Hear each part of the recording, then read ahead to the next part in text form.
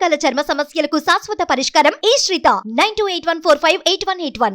ఓం నమః శివాయ ఓం నమః శివాయ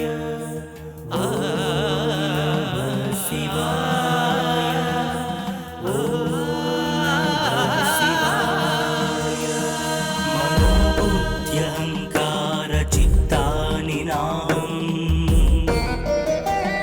న చ శ్రోత్ర జిహ్వే న చ గ్రహణ నేత్రే న చ వ్యోమ భూమిర్న తేజో న వాయుః చిదానంద రూపః శివోహం శివోహం చిదానంద రూపః శివోహం. అరుణగిరి ప్రదక్షిణ ప్రారంభమైంది. రాజగోపురం దగ్గర మనసారా ఆ స్వామిని తలుచుకుని దండం పెట్టుకుని ప్రదక్షిణ చేసే సమయంలో ఆ స్వామిని స్మరించుకుంటూ ముందుకు వెళ్ళి దిగ్విజయంగా సంతోషంగా ఆయన్నే తలుచుకుంటూ ఈ ప్రదక్షిణ పూర్తి చేయాలని మనసారా ధ్యానించుకుని అడుగు ముందుకు వేశాను.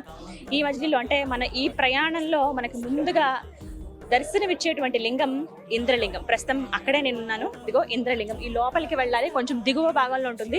మెట్లు దిగి కొద్దిగా కిందకి వెళ్లాల్సి ఉంటుంది. ఈ క్యూ లైన్ ఉంది చూసారా, దగ్గర దగ్గర రాజగోపురం నుంచి స్టార్ట్ అయితేనండి అక్కడి నుంచి ఉంది. ఆల్మోస్ట్ ఉదయం అంతా కూడా చాలా ఎండగా ఉంది. అందుకే చాలా మంది సాయంత్రం పూటే గిరి ప్రదక్షిణ స్టార్ట్ చేశారు. అందులోనూ ఉదయం ఎవరైతే స్వామివారి దర్శనానికి లోపలికి వెళ్ళిపోయారో వాళ్ళకి దగ్గర దగ్గర 8 గంటలు పట్టింది కదా, వాళ్ళు బయటకు వచ్చేటప్పటికి రాత్రి 9:30-10 అయింది. దర్శనం అయిపోయిన తర్వాత 10ంటికి స్టార్ట్ చేశారు చాలా మంది గిరి ప్రదక్షిణ. దగ్గర దగ్గర 2-3 లక్షల మంది ఉంటారండి. ఇది మాత్రం అతిశయోక్తి కాదు. కంటిన్యూగా వస్తూనే ఉన్నారు. ఆ ఫ్లోటింగ్ మనం చూస్తున్నాం. ఆ భక్తజనం ఎంత సంతోషంగా నడుచుకుంటూ వెళ్తున్నారు. ఈ ప్రయాణంలో మొట్టమొదటిగా మనం దర్శించుకునేది ఇంద్రలింగం. స్వయంగా ఆ ఇంద్రుడు ప్రతిష్ఠించిన లింగం కాబట్టి ఇంద్రలింగం అని చెప్తున్నారు. శివోహం చిదానంద రూపః శివోహం శివోహం.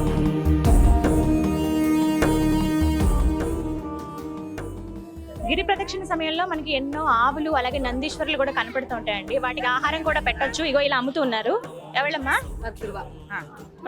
నేను కొంచెం కొంచెం నేర్చుకున్నానండి తమిళ్లో. 10 రూపాయలట. ఇదిగో మనం వాటికి ఆహారం పెట్టొచ్చు.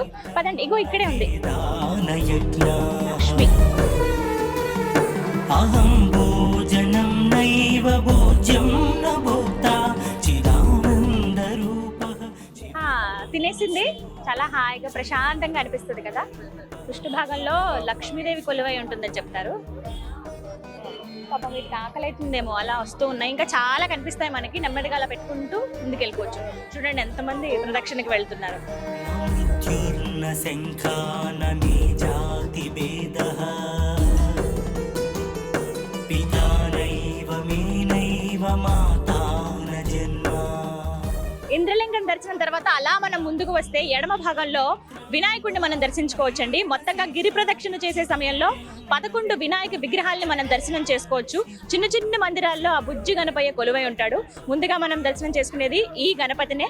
చాలా మంది అంటే ఇంద్రలింగం దర్శనం తర్వాత ఇటుగా వచ్చి ఇక్కడ దర్శనం చేసుకుని దీపం వెలిగించి హారతిచ్చి, ఎందుకంటే ముందుగా ఆ వినాయకుడిని కోరుకుంటాం కదా, ఎలాంటి విఘ్నాలు లేకుండా మేము కంప్లీట్ చేయాలి ఏదైనా పని అని చెప్పి. అదేవిధంగా ఈ గిరి ప్రదక్షిణ కూడా ఒక పనిగా, ఒక కార్యంగా అనుకుని ఆ గణపతికి దండం పెట్టుకుని అలా ముందుకు సాగుతారనమాట. మనం కూడా వెళ్ళి వినాయకుడిని దర్శించుకుందామా? రండి.